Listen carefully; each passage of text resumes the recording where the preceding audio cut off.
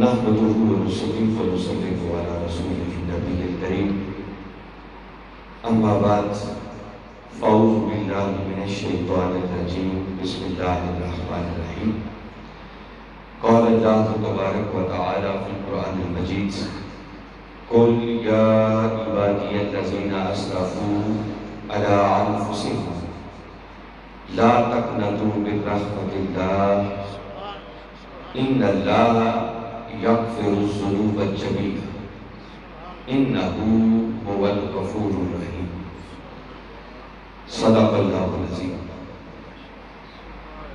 نہایت ہی واجب الاحترام حضرت علامہ خالد محمود سعیدی صاحب اور قابل صد احترام جناب محترم شکیل احمد صاحب صدر تحریک منہاج القرآن ضلع شیخوپورہ اور واجب الاحترام جناب محترم محمد سلیم طاہر صاحب صدر تحریک منہاج القرآن تحصیل شیخوپورہ اور قابل صد احترام جناب محترم خالد محمود قادری صاحب ناظم تحریک منہاج القرآن تحصیل شیخوپورہ اور واجب الاحترام نقیب محفل جناب محترم شفیق حسین صاحب، دیگر قابل صد احترام علماء کرام، مشائخ اعظام، صاحبزادگان، معزز مہمانان گرامی، قائدین تحریک منہاج القرآن اور آج کی اس عظیم الشان اس روحانی محفل میں موجود جملہ حاضرین مکرم،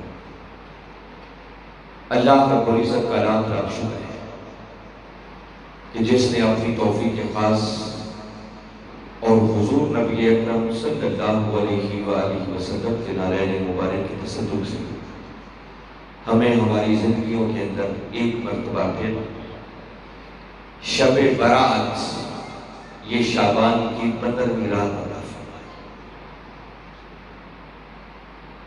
اور پھر بالخصوص آج کی رات ہمیں اپنے گھر میں اس بابرکت نشست میں حاضر ہونے کی توفیق عطا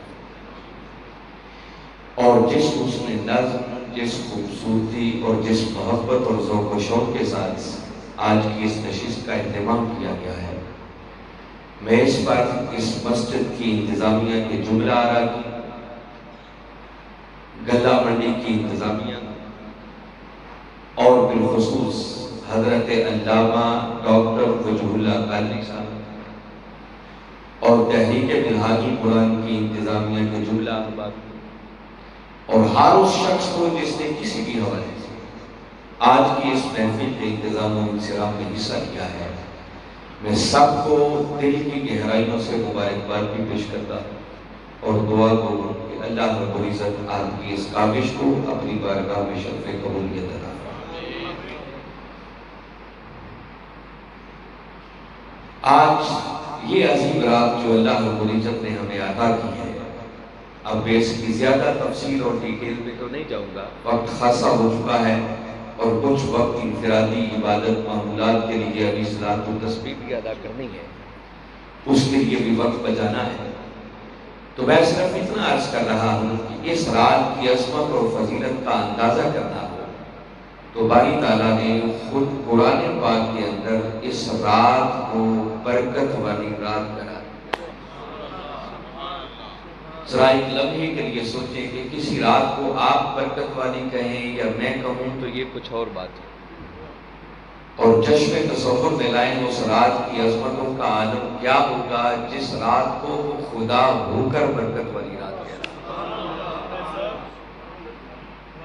سورہ الدخان قرآن پاک کا 44واں سورہ ہے، جس کی ابتدا ہی باری تعالیٰ نے یہاں سے کی، فرمایا حامیم، حروف مقطعات ہیں، اور آگے فرمایا والکتاب المبین، قسم ہے روشن کتاب، انا انزلناہ فی لیلۃ مبارکۃ، کہ بے شک ہم نے اسے ایک برکت والی رات میں نازل کیا۔ انا کنا منذرین، اور فرمایا بے شک ہم ڈر سنانے والے۔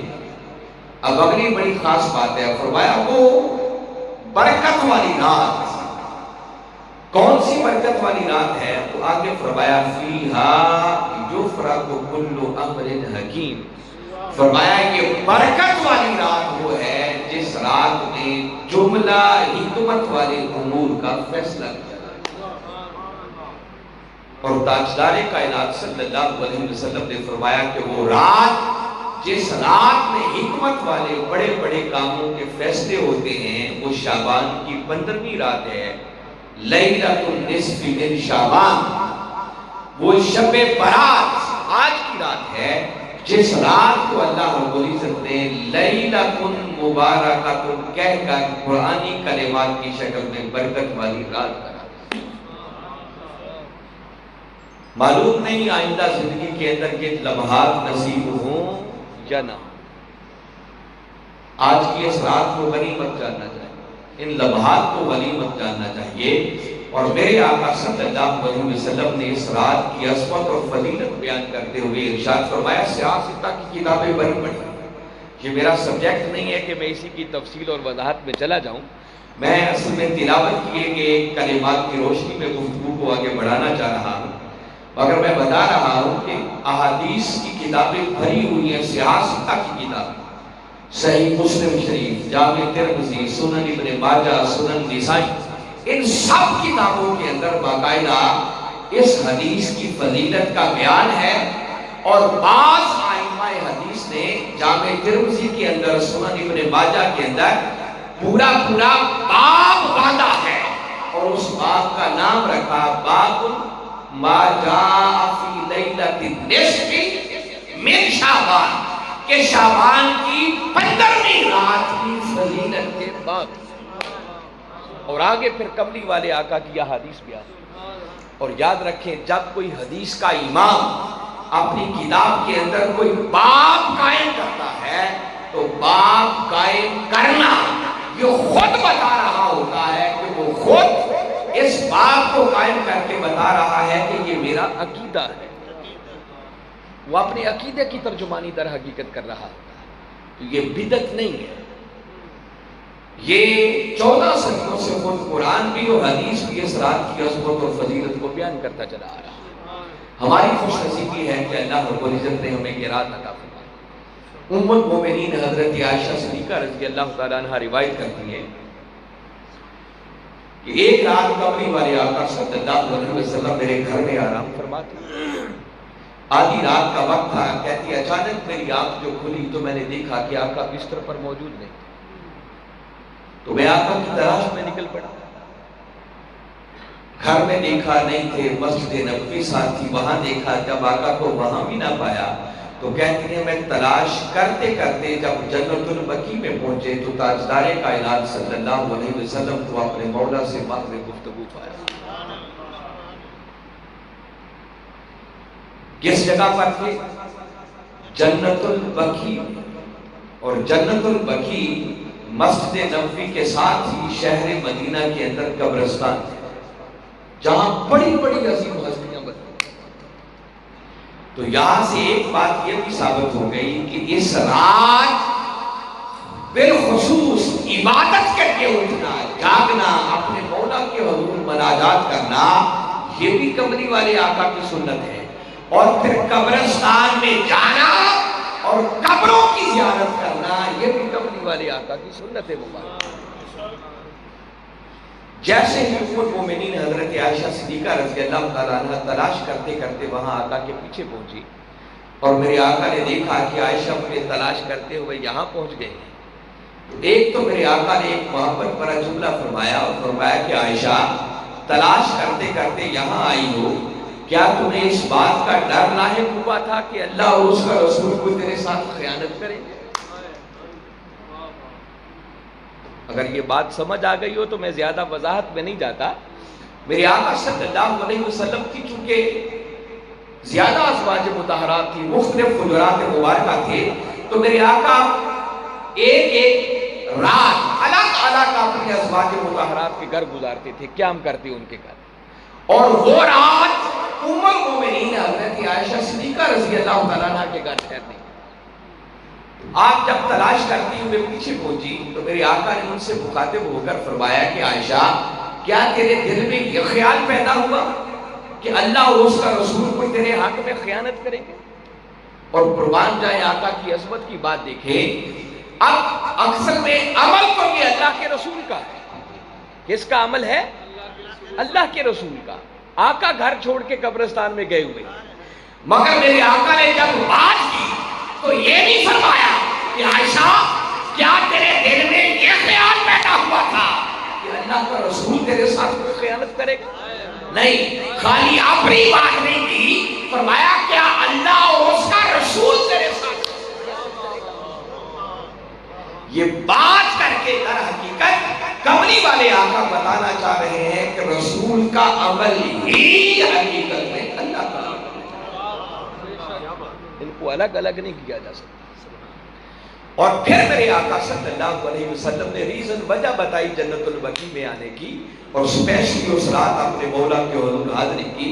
فرمایا کہ عائشہ جبریل امین علیہ السلام میری خدمت میں حاضر ہوئے اور آ کر مجھے بتایا کہ آقا یہ شعبان کی 15ویں رات ہے، اور یہ وہ رات ہے جس رات غروب آفتاب کے ساتھ ہی اللہ رب العزت اپنی شان کے لائق آسمان دنیا پر نزول فرماتے ہیں، اور پھر ساری رات اپنے بندوں کو ندائیں دیتے ہیں، پکارتے ہیں، آوازیں دیتے ہیں کہ ہے کوئی مجھ سے اپنے گناہوں کی بخشش طلب کرنے والا کہ اس کے گناہوں کو بخش دیا جائے، ہے کوئی مجھ سے رزق مانگنے والا کہ اسے رزق کی فراخی عطا کر دی جائے، ہے کوئی اپنی مشکلات اور مسائل کا حل چاہنے والا کہ اس کے مسائل اور مشکلات کو حل کر دیا جائے.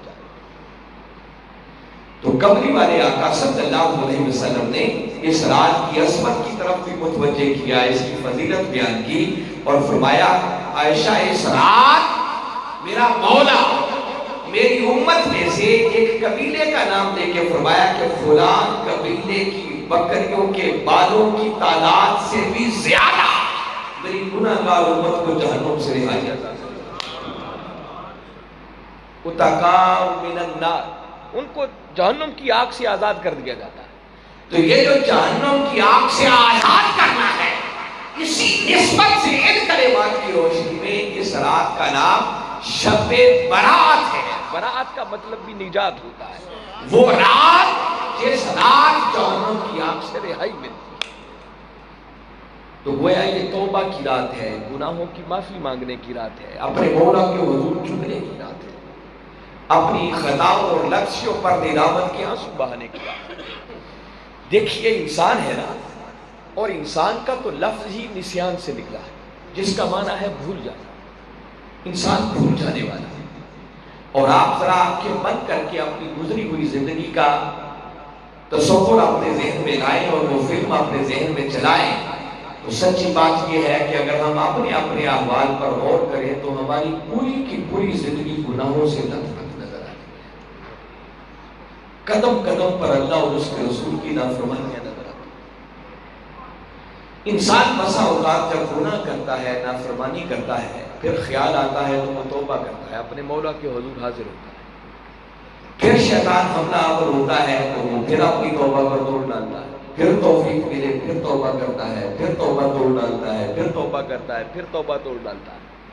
اور بسا اوقات انسان ایسی سٹیج پر پہنچ جاتا ہے کہ وہ اتنی بار توبہ توڑ چکا ہوتا ہے کہ اب اسے خود توبہ کرتے ہوئے بھی شرم آ رہی ہے کہ میں ایسا ظالم انسان ہوں کہ میں نے اتنی مرتبہ توبہ کی اور توبہ کر کے پھر توڑ ڈالی. اب کس منہ سے اپنے مولا کے حضور حاضر ہو؟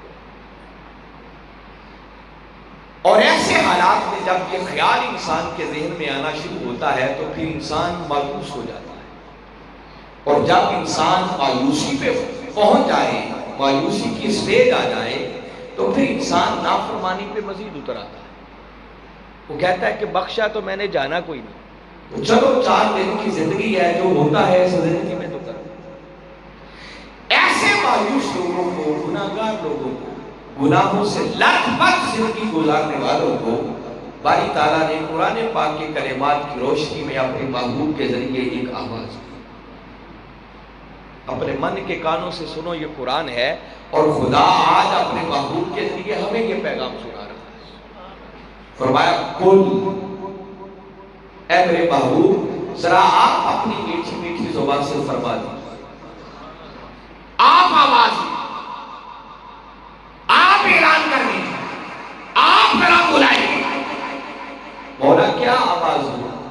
اب اگلے کلمات اپنے من کی تختیوں پر لکھنے والے ہیں۔ یہ سورہ زمر قرآن پاک کا 39واں سورہ ہے اور اس کی آیت نمبر 53 ہے جو میں نے عنوان گفتگو کے طور پر تلاوت کی، اس کی روشنی میں یہ بات کر رہا۔ فرمایا کل محبوب ذرا آپ اپنی میٹھی میٹھی زبان سے ان کو آواز دو، یا عبادی، محبوب انہیں بلاؤ اور بلاؤ کہ یوں انہیں بتاؤ کہ اے میرے بندو۔ قربان جائے مولا کے اس بلاوے کو۔ وہ کیا کہہ رہا ہے کہ محبوب ان کو بلا، یہ جو مایوس ہو کے مجھ سے دور بھاگے جا رہے ہیں، اب انہیں توبہ کرتے ہوئے بھی شرم آتی ہے۔ محبوب ذرا ان کو آواز دے، مگر خالی بندو نہ کہنا۔ جب ان کو بلانا تو کہنا یا عبادی، اے میرے بندو۔ قربان جائے مولا تیری اس شفقت پر، تیری اس رحمت پر کہ جو ہمارے اتنے گناہوں کو دیکھ کر بھی ہمیں اپنی بندگی کے دائرے سے باہر نہیں نکال رہا، اور خالی بندو ہی نہیں اپنا بندہ کہہ کے ہمیں بلا رہا۔ اور خدا کی قسم اگر یہی اس لفظ کی لطافت ہمارے من میں اتر جائے اور یہ سمجھ آ جائے تو انسان اپنے مولا کی خاطر اپنا سب کچھ ہی قربان کرتا ہے کہ وہ کس پیار سے بلا رہا ہے۔ اچھا مولا یہ تو اتنے پیار سے بلا رہا ہے، کیا کوئی نیکوکاروں کو آواز دینا چاہتا ہے؟ کوئی پرہیزگار، کوئی متقی، راتوں کو اٹھ کر نوافل اور تہجدیں پڑھنے والے ایسے دیکھو کو آواز دو؟ فرمایا نہیں۔ آگے قرآن کے کلمات ہیں الذین اسرفوا علی انفسہم، محبوب میرے بندوں کہہ کر میرے ان بندوں کو آواز دو جو اپنی جانوں پر ظلم کر بیٹھے،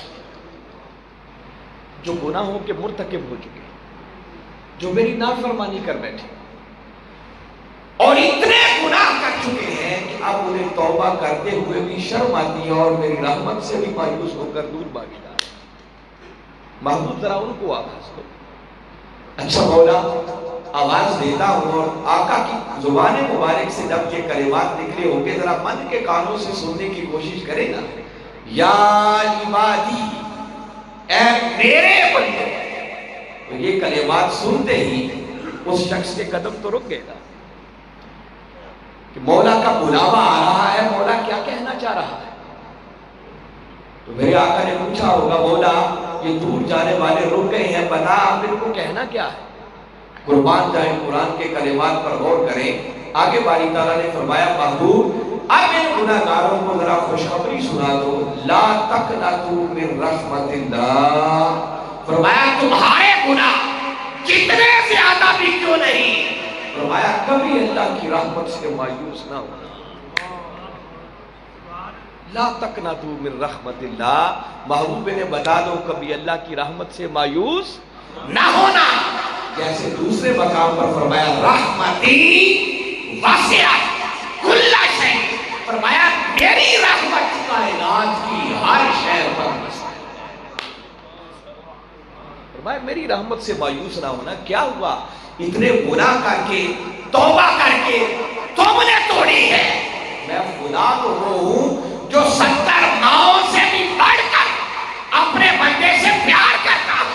بندے اب بھی میری بارگاہ میں سر کو جھکا کر ندامت کے دو آنسو بہا، میں خدا اب بھی تیرے سارے گناہوں کو بخشنے کے لیے تیار بیٹھا ہوں۔ فرمایا محبوب نے خوشخبری سنا دو کہ کبھی اللہ کی رحمت سے مایوس نہ ہو۔ ممکن ہے پھر کسی کے ذہن میں خیال آیا ہو کہ باری تعالیٰ نے گناہگاروں کو آواز دی ہے، شاید ان گناہگاروں کو بلایا ہوگا جن کے تھوڑے چھوٹے موٹے کوئی گناہ ہوں گے۔ ہم تو بڑے گناہگار ہیں، ایسے ایسے گناہ کر چکے ہیں، معلوم نہیں مولا وہ ہمارے گناہ معاف کرے بھی یا نہ کرے۔ تو باری تعالیٰ نے مزید آگے فرمایا محبوب نے بتا دو گھبرانے کی ضرورت نہیں، سچی توبہ کرنا تمہارا کام ہے۔ فرمایا ان اللہ یغفر الذنوب جميعا، محبوب بتا دو کہ اس بات میں شک ہی نہیں ہے، اگر سچی توبہ کر لو تو اللہ تمہارے اب بھی سارے کے سارے گناہوں کو بخش دے گا۔ جمیعہ پہ زور ہے، سارے گناہ بخش دے۔ انہو هو الغفور الرحیم، کیوں بخش دے گا؟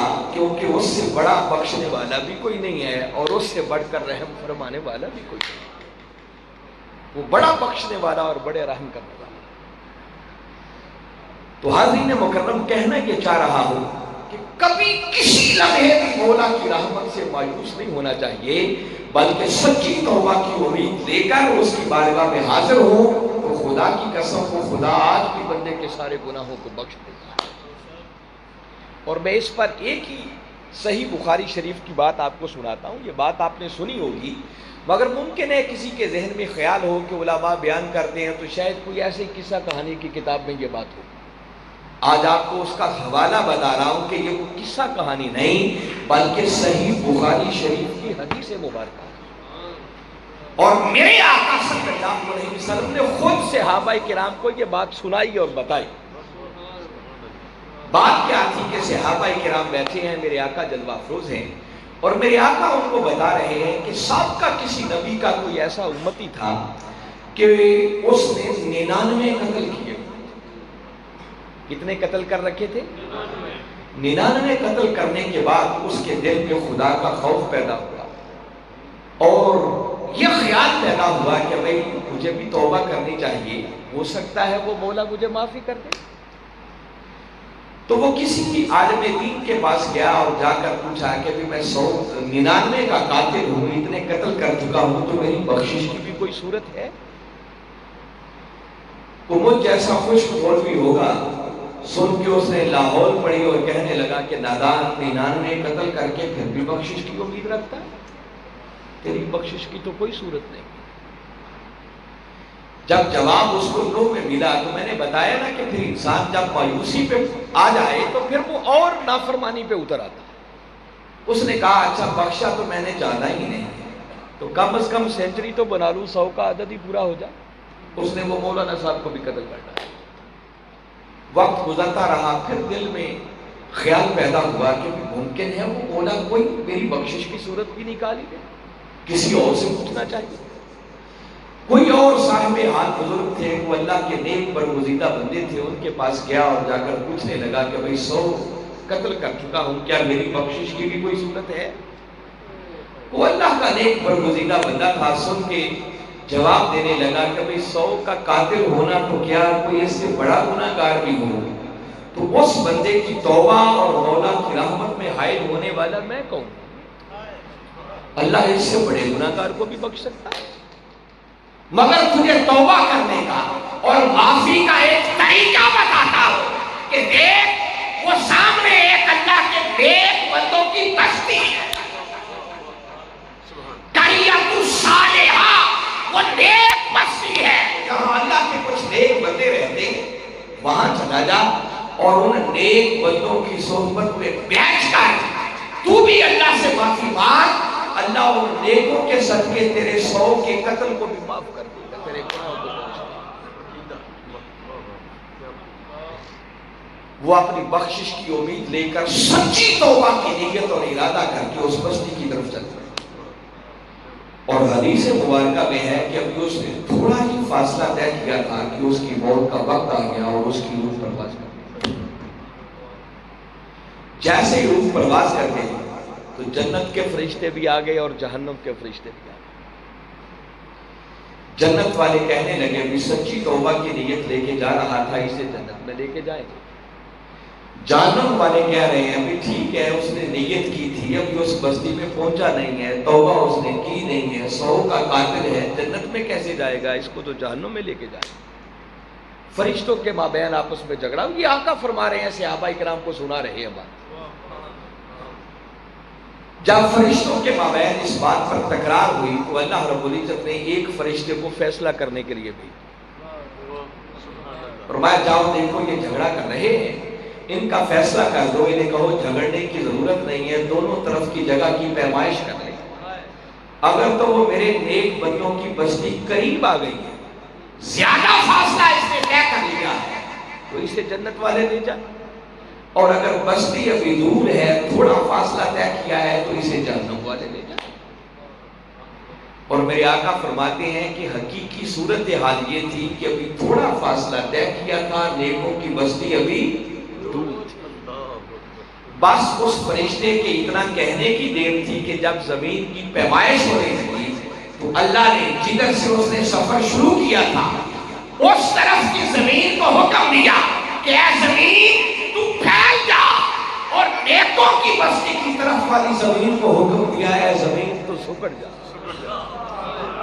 جب پیمائش کی گئی تو نیکوں کی بستی قریب نکلی، اور اس رسول کے مطابق اس کو جہنم والے نہیں بلکہ جنت والے فرشتے اس کی روح کو لے۔ نعرہ تکبیر، اللہ اکبر، نعرہ رسالت۔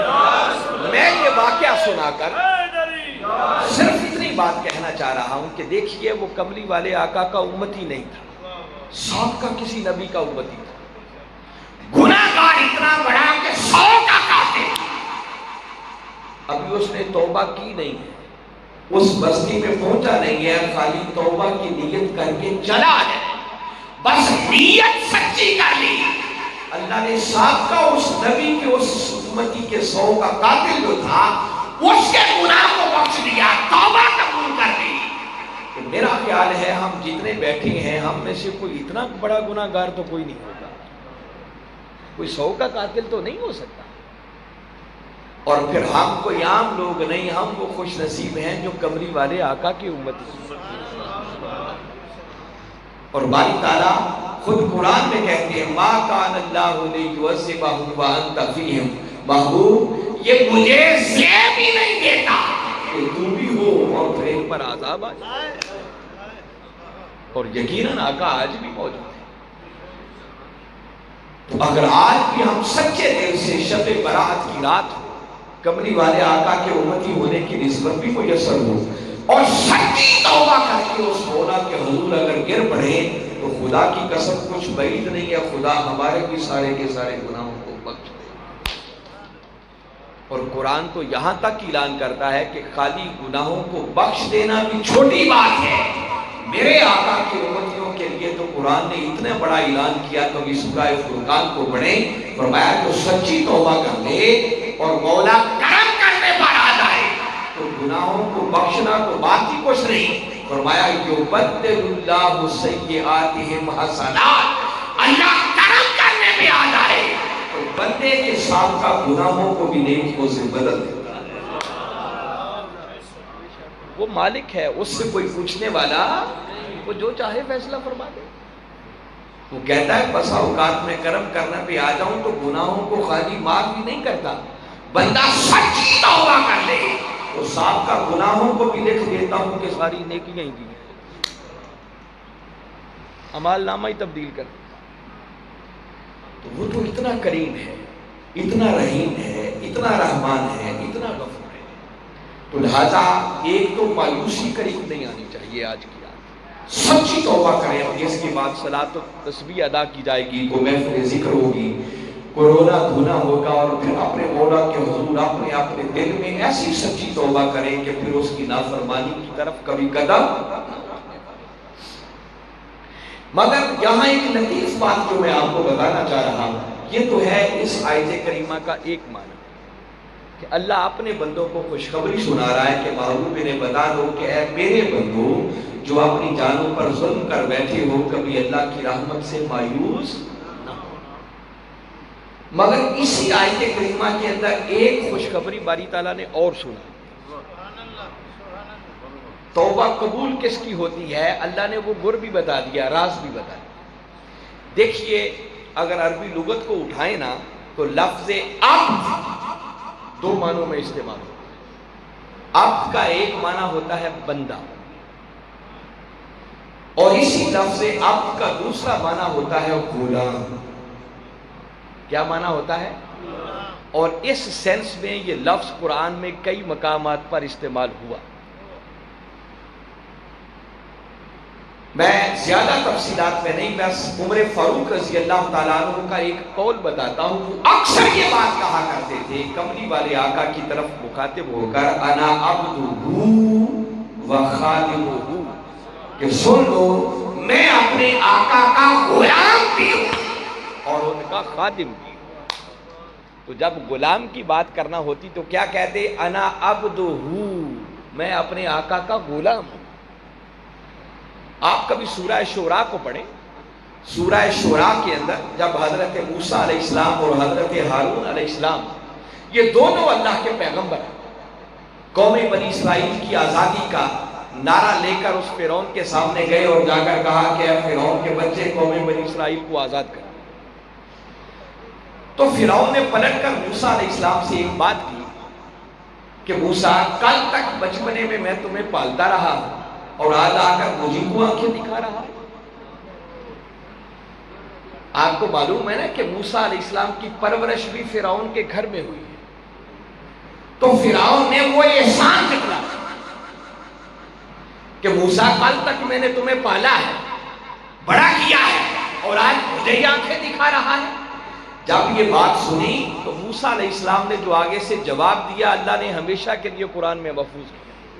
فرمایا فَذَلِكَ نِعْمَةٌ تَمُنُّهَا عَلَيَّ، فرمایا کیا یہ کوئی ایسی نعمت، ایسا احسان ہے کہ جسے جتلا کر اب تو چاہتا ہے کہ ان عبدت بنی اسرائیل، کہ اس احسان کے بدلے اب پوری قوم بنی اسرائیل کو اپنا غلام بنانا چاہتا ہے.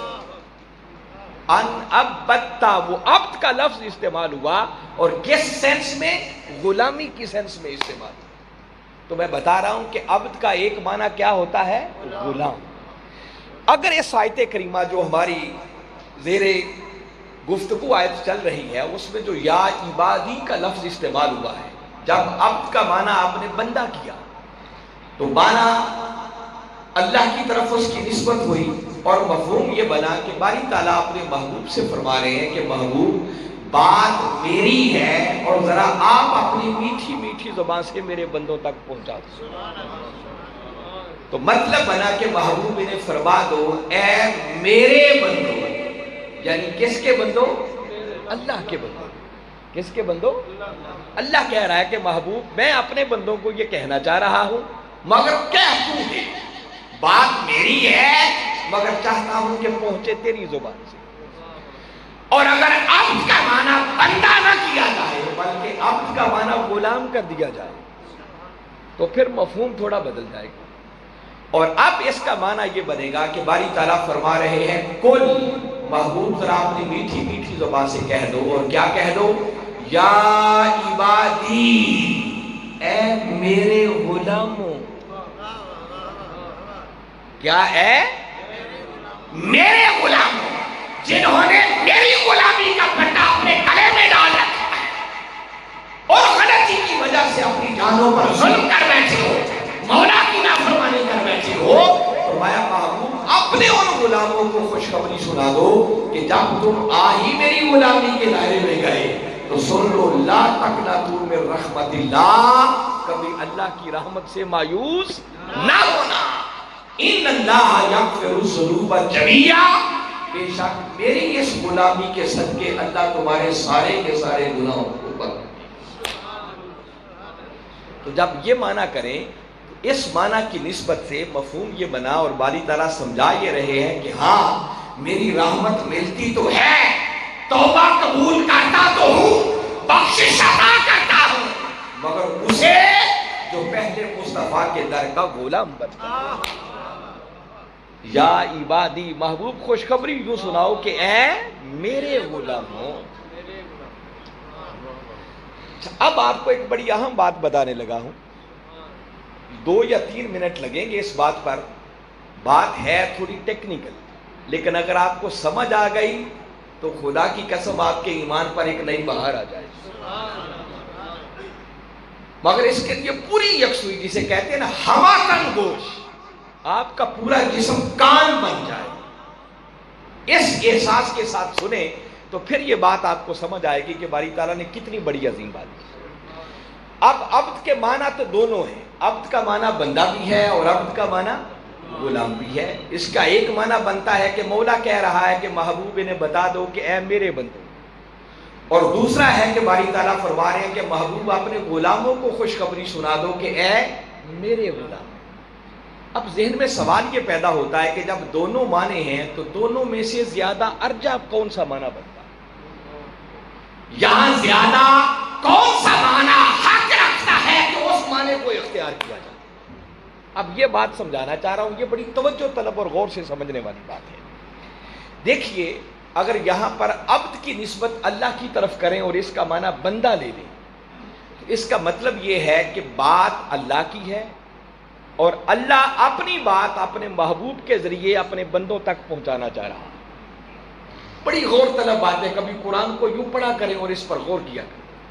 تو باری تعالیٰ محبوب سے فرما رہے ہیں کہ اے میرے محبوب، ذرا آپ اپنی میٹھی میٹھی زبان سے میرے بندوں کو بتا دو، یا عبادی، اے میرے بندوں جو اپنی جانوں پر ظلم کر بیٹھے ہو۔ اب اگلی بات بڑی قابل غور ہے جو کہنا چاہ رہا، آگے فرمایا لا تقنطوا من رحمت اللہ۔ جب اللہ کی بات ہو اور بندوں کی نسبت بندوں کی طرف کریں تو جملہ یوں ہونا چاہیے تھا کہ باری تعالیٰ فرماتے کہ محبوب میرے بندوں کو یہ پیغام دے دو کہ اے میرے بندو، کبھی میری رحمت سے مایوس نہ ہونا۔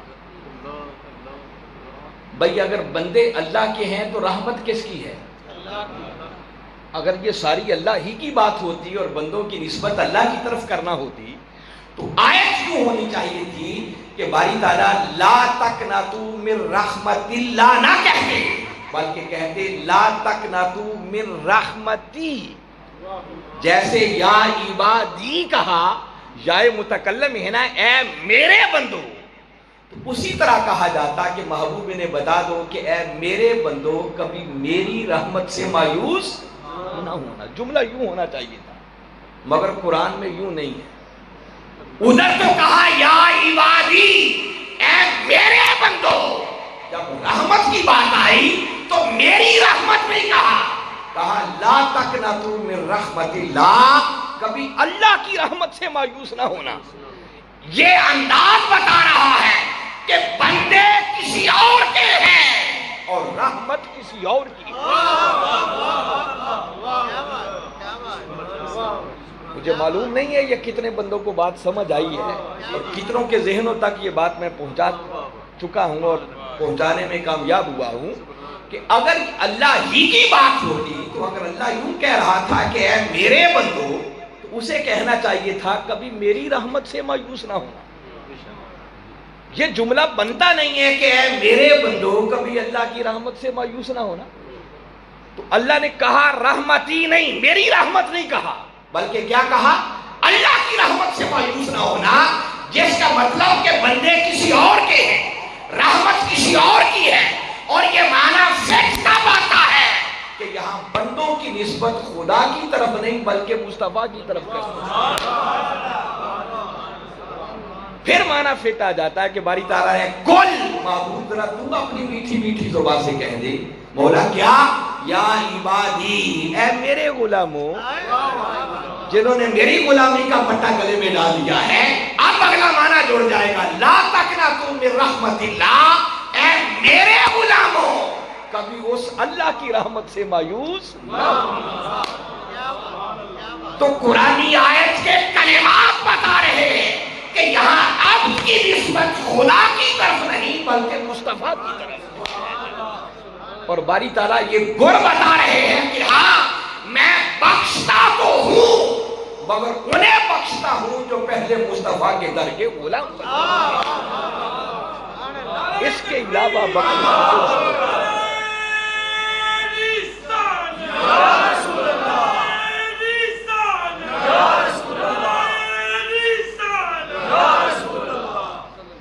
اور یہ جو میں نے معنی کیا ہے، اس معنی کی طرف اس آیت کا پہلا لفظ اس سے بھی بڑی دلیل ہے۔ دیکھیں نا، بندے کس کے ہیں؟ اللہ کے۔ رحمت کس کی ہے؟ اللہ کی۔ تو ذہن میں سوال پیدا ہوتا ہے کہ مولا بندے بھی تیرے، رحمت بھی تیری، بخشش بھی تیری، تو اپنی بات ڈائریکٹ ہی اپنے بندوں سے کر لے۔ یہ کل کہہ کے اپنے محبوب کو کیوں درمیان میں ڈال رہا ہے؟ اور قرآن کو پڑھیں تو کتنے مقام آتے ہیں جہاں پر ہر جگہ کل نہیں ملے گا، وہ ڈائریکٹ بات کرتا ہے، وہ کہتا ہے یا ایھا الناس، اے انسانوں. وہ یوں ڈائریکٹ ہی انسانوں سے مخاطب ہو جاتا ہے. کبھی کہتا ہے یا ایھا الذین آمنوا، اے ایمان والو. تو سیدھا خطاب کرتا ہے. تو مولا بندے بھی تیرے، رحمت بھی تیری. تو رحمت کی خوشخبری خود ہی اپنے بندوں کو دے دے. اس نے خود نہیں دی، بلکہ کل کہہ کر اپنی رحمت اور اپنے بندوں کے درمیان اپنے محبوب کو لا کے کھڑا کر لیا کہ مولا بے شک اے میرے محبوب، بے شک بات میری ہے، مگر چاہتا ہوں کہ میرے بندوں تک پہنچے تیری زبان سے. مولا کیوں، خود کیوں نہیں کہتا؟ فرمایا ہاں میں کہنا چاہوں تو کہہ سکتا ہوں، میں خالق ہوں، مالک ہوں، ہر چیز پر قادر ہوں، مجھ پر کوئی پابندی نہیں، کوئی قدر نہیں، مگر ڈائریکٹ اس لیے نہیں کہتا کہ چونکہ بات گناہوں کی بخشش کی ہے تو کل کہہ کے تیری زبان سے اس لیے کہلوا رہا ہوں کہ ان گناہگاروں کو سمجھ آ جائے کہ جب میں خدا ہو کر اپنی رحمت اور بخشش کی بات ان سے اپنے مصطفیٰ کے بغیر نہیں کرتا تو ان کو یہ حق کس نے دیا کہ جب بخشش چاہیں اور میری رحمت کی خیرات لینا چاہیں تو تیرے واسطے کو چھوڑ کر ہی سیدھا میری طرف آ. فرمایا محبوب جب تو درمیان میں آ جائے گا تو ان کو سمجھ آ جائے گی کہ جس محبوب کے ذریعے خوشخبری مل رہی ہے یہ رحمت ملے گی تو اسی محبوب کے قدموں سے جڑنے سے. اللہ نے اس توبہ کی قبولیت کا گر بتا دیا کہ توبہ قبول اسی خوش نصیب کی ہوگی جو سچے اور سچے دل سے کملی والے آقا کے در کا غلام بنتا. جب تک کوئی آقا کے قدموں سے نسبت غلامی قائم نہ کرے، خدا کی قسم وہ کروڑ سجدے کرتا پھرے، وہ 1000 مرتبہ اپنی پیشانی کو رگڑتا رہے، ماتھے پہ محرابیں پڑ جائیں، کروڑ حج کر لے، عمرے کر لے، مگر جب تک کملی والے آقا کی غلامی کی نسبت نہیں ملے گی اس کی توبہ کبھی قبول نہیں. میں ابھی جب آ کے بیٹھا تو یہ آیت کریمہ ایک آپ کے سامنے لکھی ہوئی ہے دیوار پر، اور جو بات میں سمجھا رہا ہوں اس آیت کے ذیل میں اس پر سب سے بڑی دلیل یہ خود آیت کریمہ. یہ سورہ نساء ہے، قرآن پاک کی 4تھی سورت ہے، اور باری تعالیٰ نے یہاں بالکل وہی بات جیسے وہاں فرمایا نا الذین اسرفوا علی انفسہم، جو اپنی جانوں پر ظلم کر بیٹھے. محبوب ان گناہ گاروں کو ذرا آواز دے دو کہ کبھی اللہ کی رحمت سے مایوس نہ ہونا. وہی بات باری تعالیٰ نے یہاں کی.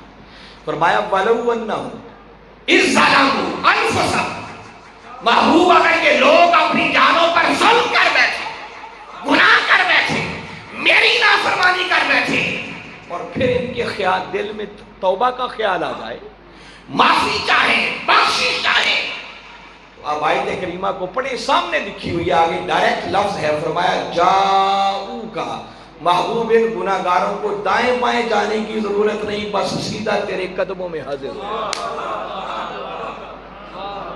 جاؤ کا محبوب تیری بارگاہ میں آ جائے، تیرے در پر آ جائے. بندہ حیران ہو کے عرض کرتا ہے مولا عجیب بات ہے، نافرمانی تو تیری کی، ناراض تو ہوا اور کبھی یہ نہیں دیکھا کہ ناراض کسی ایک کو کریں اور منانے کے لیے کسی دوسرے کے گھر چلے جائیں. تو مولا چاہیے تو یہ تھا جب تیری نافرمانی ہوئی، ناراض تو ہوا، تو حکم یہ دیتا کہ میرے بندو اگر مجھے منانا چاہتے ہو تو میرے گھر میں مسجد میں آ جاؤ، آ کے اللہ اللہ کرو، تمہاری توبہ قبول کر لوں گا. اس نے یوں نہیں کہا. فرمایا ہاں اگر مجھے ناراض کر بیٹھو پھر منانے کا خیال آ جائے، توبہ کرنا چاہو تو دائیں بائیں جانے کی ضرورت نہیں، بس سیدھا دہلیز مصطفیٰ پہ آ جاؤ. مولا ادھر کیوں بیچتا ہے؟ فرمایا اسی بات کو تو سمجھانا چاہ رہا ہوں کہ میرا در کوئی مصطفیٰ کے در سے جدا نہیں. اور اعلیٰ حضرت نے یہی بات کی تھی نا کہ بخدا خدا کا یہی ہے در، نہیں اور کوئی مفر بکر. جو وہاں سے ہو یہیں آ کے ہو، جو یہاں نہیں تو وہاں نہیں. فرمایا لوگوں یہی راز تو سمجھانا چاہ رہا ہوں کہ میرا در کوئی میرے مصطفیٰ کے در سے جدا نہیں. بس جو میرے محبوب کے قدموں میں آ گیا سمجھو خدا کی بارگاہ میں پہنچ گیا۔ بندہ رب کے کہنے پر وہاں حاضر ہو گیا، وہاں جا کے اس نے سوچا کہ شاید اب تو مجھے معافی میں دی جائے گی، مگر باری تعالیٰ نے ساتھ ہی اگلا حکم دے دیا۔ اب آیت کے اگلے کلمات ہیں، فرمایا فاستغفر اللہ، جب اس گناہگار کو اپنے محبوب کے قدموں میں لا کے کھڑا کر لیا تو فرمایا بس اب اللہ سے معافی مانگو۔ کس سے معافی مانگو؟ فاستغفر اللہ، دیکھو اللہ کا نام آگے لکھا ہوا، معافی کس سے مانگو؟ اللہ سے۔ بندہ پھر حیران ہو کے پوچھتا ہے کہ مولا بات پہلی بڑی عجیب تھی، ناراض تجھے کیا تھا، منانے کے لیے تو نے محبوب کے قدموں میں بھیج دیا، اب یہاں بھیجنے کا فائدہ تو تب ہوتا کہ یہاں بھیج کر کہتا کہ معافی میرے رسول سے مانگو۔ اب قرآن یہ حکم نہیں دے رہا کہ معافی رسول سے مانگو، معافی کس سے مانگو؟ تو مولا یہاں بھیجنے کا فائدہ کیا ہوا؟ اگر یہاں آ کے بھی تجھی سے مانگنا تھا تو پھر وہیں مانگنے دے، تو ہر جگہ سننے والا ہے۔ خود کہتا ہے کہ میرا بندہ جب بھی مجھے پکارتا ہے میں سنتا بھی ہوں، جواب بھی دیتا۔ تو یہاں باری تعالیٰ نے ایک عقیدے کی بات سمجھا دی، اور وہ کیا؟ وہ عقیدہ یہ سمجھایا کہ لوگوں مانگو جب بھی تو مانگو خدا سے، مگر مانگو واسطہ مصطفیٰ سے۔ فرمایا محبوب کے قدموں میں لا کے اس لیے کھڑا کیا ہے کہ تمہیں سمجھ آ جائے کہ دیتا میں ہوں، مگر دیتا محبوب کے مکھڑے پہ بار بار کے، دیتا محبوب کے قدموں کا صدقہ بنا بنا کے۔ فرمایا جب یہاں آ کے مانگو گے تو واسطہ میرے محبوب کا آ جائے گا، اور محبوب کے واسطے تمہارے اوپر کرم دوبالا ہو جائے گا۔ بندے نے آقا کے قدموں میں کھڑے ہو کر مولا سے معافی بھی مانگ لی، اچھا مولا یہاں آ کے معافی مانگ لیتا ہوں، اب تو معاف کر دے۔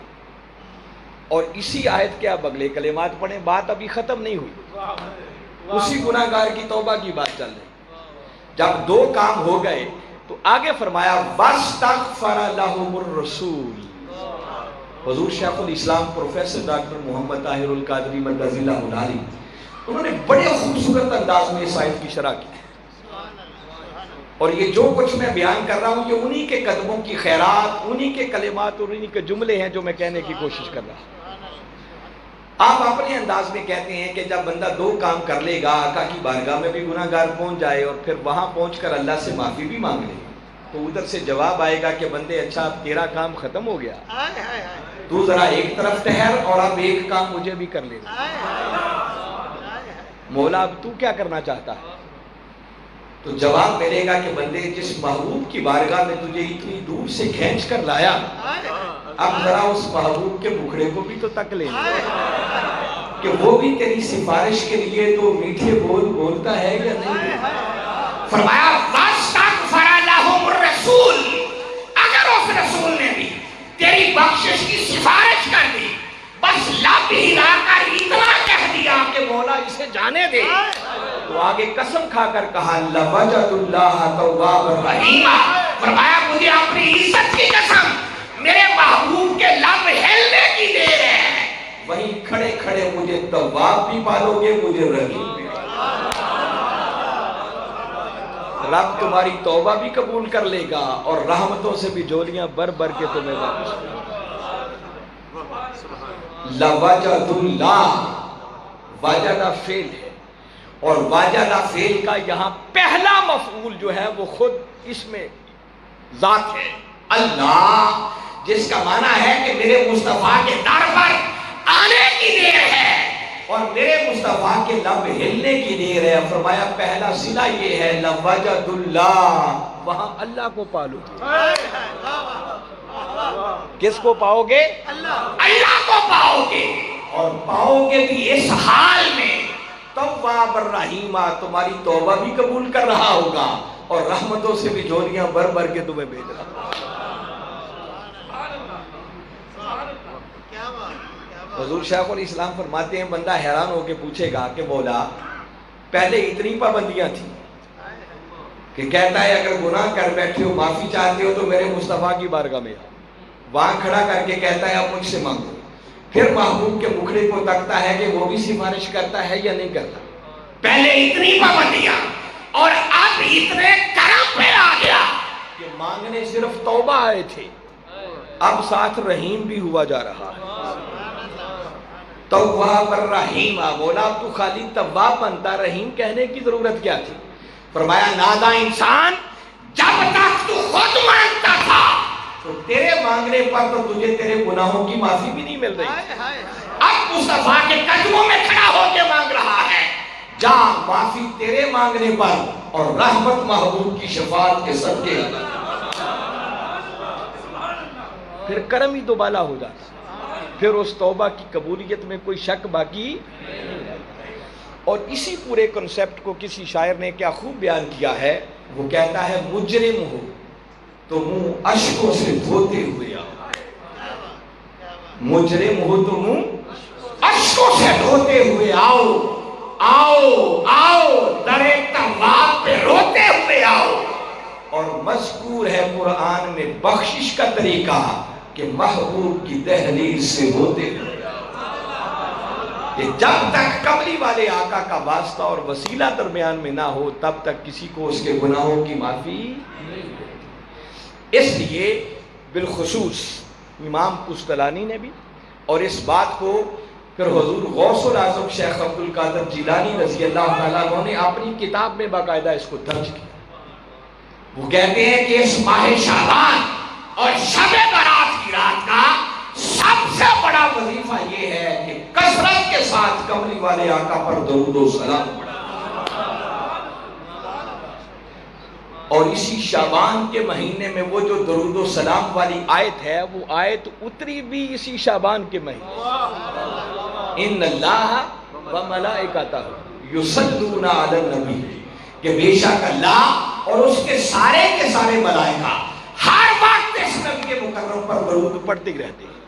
یہ حکم دیا اور پھر آگے فرمایا یا ایھا الذین آمنو، اے ایمان والو، صلو علیہ وسلموا تسلیما، اب تم میرے مصطفیٰ پر درود بھی پڑھا کرو اور سلام بھی پڑھا کرو جیسے سلام پڑھنے کا۔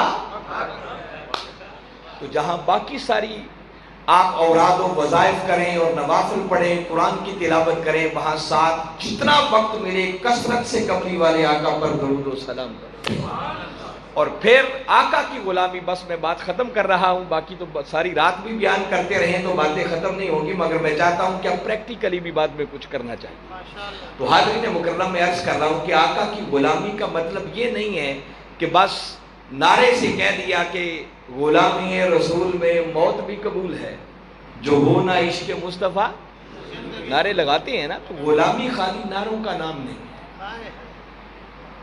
یہ غلامی کی نسبت قائم تب ہوتی ہے جب دو چیزیں میسر آ جائیں، اور وہ دو چیزیں کیا ہیں؟ پورے قرآن کو پڑھیں، اللہ نے کامیابی کے لیے وہی دو چیزیں ہر جگہ بیان کی، اور یہ کلمات آپ کے کانوں میں گونجیں گے، اِلَّا الَّذِينَ آمَنُوا وَعَمِلُوا الصَّالِحَاتِ، ایک ایمان چاہیے اور ایمان کے ساتھ ساتھ اعمال صالحہ چاہیے۔ ایمان کملی والے آقا کی محبت، عشق اور ادب میں فنا ہونے کا نام ہے، اور اعمال صالحہ کملی والے آقا کی سیرت کے رنگ میں رنگ جانے کا نام ہے۔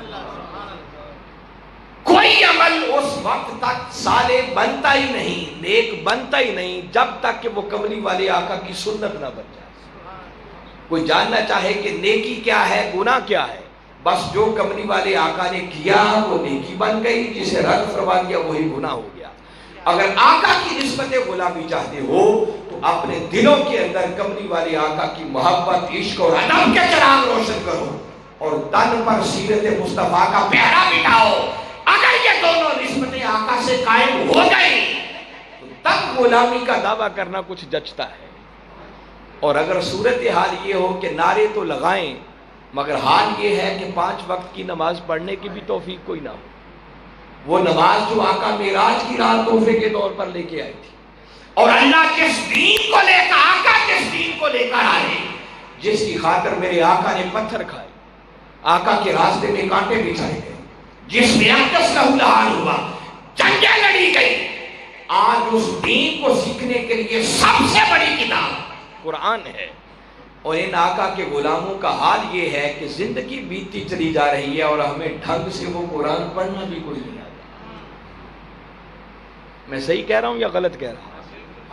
یہ ایک آزاد اسلامی ملک ہے جس ملک میں دین سیکھنے پر کوئی پابندی، قرآن سیکھنے پر کوئی پابندی ہے، مگر بد نصیبی کا عالم یہ ہے کہ مشکل سے مشکل کام کر لیتے ہیں، ہر ڈگری بندہ لے لیتا ہے، اگر نہیں کام کرتا تو اللہ کے قرآن کو پڑھنا سیکھتا نہیں ہے۔ ہمیں وہ چند صورتیں جو ہر روز نماز میں پڑھنا ہوتی ہیں شاید وہ بھی صحیح تلفظ کے ساتھ کوئی نہیں آتی، اور پھر کبھی اس سے آگے غور کریں کہ جن کو پڑھنا آ جاتا ہے پھر ان میں سے وہ کتنے ہیں کہ جن کو سمجھ بھی آتی ہے کہ قرآن میں لکھا گیا ہے۔ تو خالی یہ تو نہیں ہے نا کہ سال بعد شب برات کی رات آ گئی، لیلۃ القدر آ گئی، بھئی آجو مولا کے حضور توبہ کر لیں، اور رات گزری تو پھر زندگی ویسے کی ویسی چلتی ہے۔ توبہ تو یہ ہے کہ پھر صحیح مانو کہ اللہ کی طرف رجوع کیا جائے، اپنی زندگی کو بدلنے کا عزم کیا جائے۔ بھئی کوئی مرحلہ تو زندگی میں آنا چاہیے نا جب برائی کی طرف اٹھتے ہوئے قدم رک جائیں اور نیکی کی طرف بڑھنا شروع ہو جائیں۔ اگر کل اٹھ کر پھر وہی کام کرنے ہیں تو پھر تو یہ بھی وقت ضائع کرنے کی بات ہے۔ ایسی توبہ اللہ کو نہیں چاہیے، اور کملی والے آقا کی غلامی چاہیے تو پھر غلامی ایسی ہو کہ پھر آقا کے لائے ہوئے دین کو سیکھیں۔ میرے آقا نے فرمایا اطلب العلم من المہدی الی اللحد، فرمایا ماں کی گود سے لے کر قبر کی لحد تک علم حاصل کریں۔ اور غلاموں کا حال یہ ہے کہ ہمیں شاید نماز کے پورے مسائل بھی کوئی نہیں آتے، ڈھنگ سے شاید غسل کرنا بھی کوئی نہ آتا ہو کہ غسل کے فرائض کتنے ہیں اور واجبات کتنے ہیں۔ ہم کہتے ہیں بس علم دین کا سیکھے مولوی اور خطیب، ہماری کیا ضرورت ہے؟ تو غلام بننا ہے تو پھر آقا کی اس لائے ہوئے دین کو سیکھیں، ہر روز کوئی تو نئی بات سیکھیں تاکہ بات آگے بڑھے، اور جب تک علم نہیں ہوگا آپ عمل کیسے کر سکتے؟ اس لیے میرے آقا نے فرمایا، صحیح بخاری شریف کے یہ بھی کلمات ہیں کہ اللہ جس شخص کے ساتھ خیر کا ارادہ کرتا ہے، بھلائی کا ارادہ کرتا ہے، فرمایا اس پر پہلا کرم ہی یہ کرتا ہے کہ اسے اپنے دین کی سمجھ عطا کر دیتا ہے۔ من یرد اللہ بہ خیرا یفقہہ فی الدین، اللہ جس شخص کے ساتھ خیر کا ارادہ کرتا ہے اسے دین کی سمجھ عطا کرتا ہے۔ اس دین کو سمجھنے کی کوشش کریں، اور میں ایک آسان سورس آپ کو بتا کے بس بات ختم کر رہا ہوں۔ دیکھیے آپ پڑھیں، کتابیں پڑھیں، مدرسوں میں جائیں، کالجز میں پڑھیں، یونیورسٹیوں میں پڑھیں، مگر اگر دین کو سیکھنا چاہتی ہو تو آج ہر بچے کے پاس موبائل ٹیلی فون، جس میں ہم لغویات دیکھنے میں وقت خرچ کرتے ہیں۔ اس موبائل ٹیلی فون پر آپ کسی سرچ انجن پہ چلے جائیں، یوٹیوب پہ چلے جائیں، آپ جسٹ اتنا لکھیں ڈاکٹر طاہر القادری، صرف لکھیں منہاج القرآن، واللہ یہ میں بتا رہا ہوں، ابھی گھر جا کے کھول کے دیکھیے گا، بس اتنا لکھیں، اس مرد کلندر کے ہزار خطابات آپ کے سامنے کھل جائیں گے، اور اتنے خطابات کہ میں دعوے سے کہتا ہوں کہ کوئی شخص آج سے اگر سننا شروع کرے تو بندے کی زندگی ختم ہو سکتی ہے، اس مرد کلندر کے خطابات ختم نہیں ہو سکتے۔ اور ان خطابات کے اندر کوئی دوڑے مائیے نہیں ہیں، کوئی لطیفے اور چٹکلے نہیں ہیں، یا قرآن کی بات ہوگی یا مصطفیٰ کے فرمان کی بات ہوگی۔ دنیا کا کوئی سبجیکٹ اور موضوع چھوڑا ہی نہیں جس موضوع پر اس مرد کلندر نے بات نہیں کی۔ ان خطابات کو سنیں، بستر پر لیٹے لیٹے سنیں، سوتے وقت روز سن لیا کریں، سفر میں آتے جاتے ان کو سنیں۔ 600 اس مرد کلندر کی کتابیں آپ کو اپنے موبائل ٹیلی فون پر پڑھنے کے لیے مل سکتی۔ کوئی گھروں میں لائبریری قیمتی کتابیں خریدنے کی بھی ضرورت نہیں، آپ کے موبائل پر ساری کتابیں اویلیبل ہیں، مگر ہم اپنے دین کی طرف بڑھنے کی کوشش تو کریں، سیکھیں تو صحیح۔ جمعے والے دن بھی ہم اس وقت آتے ہیں جب بالکل جماعت کھڑی ہونے والی ہوتی ہے، ایسے نہیں، آقا کے سچے اور سچے غلام بنیں، پھر پکی سچی توبہ کریں، اور پھر آقا کے دین کو سیکھ کر اس پر عمل کرنے کے لیے آگے بڑھیں۔ انشاءاللہ اللہ کرم کرے گا اور آقا کی غلامی کے صدقے وہ سارے گناہ بھی معاف کر دے گا، بشرطے کہ آج کی رات ندامت کی آنسو بہا کر سچی توبہ کر کے عزم کر لیں کہ بس جان جاتی ہے تو چلے جائے، مگر آقا کے دین سے پیچھے نہیں ہٹیں گے، آقا کی سیرت اور سنت پر عمل پیرا ہوتا ہے۔ دلوں میں کملی والے آقا کی محبت، عشق اور ادب کے چراغ روشن کریں، اور تن پر سیرت مصطفیٰ کا پہرا بٹھائیں۔ یہی قرآن کا پیغام ہے، یہی کملی والے آقا کا فرمان ہے، اور یہی پیغام اس صدی کے اندر منہاج القرآن کا ہے، اور یہی پیغام حضور شیخ الاسلام پروفیسر ڈاکٹر محمد طاہر القادری نگر نگر گلی گلی آقا کی امت کو پہنچا رہے ہیں کہ لوگوں آؤ، کامیابی چاہتے ہو تو کملی والے آقا کی محبت اور عشق کے چراغ سینوں میں روشن کر کے آقا کی سیرت اور سنت کو اپناؤ، انشاءاللہ دنیا بھی سنور جائے گی اور آخرت میں بھی کامیابی ہمارے قدم چکے گی۔ میں اللہ کی بارگاہ میں دعا کو ہوں کہ جو کچھ میں نے کہا باری تعالیٰ سمجھ کر اس پر ایمان لاتے ہوئے عمل کرنے کی توفیق عطا فرمائے، اور ہمیں سچی توبہ کر کے اپنی دنیا اور آخرت کو سنوارنے کی توفیق عطا فرمائے۔ وما علینا الا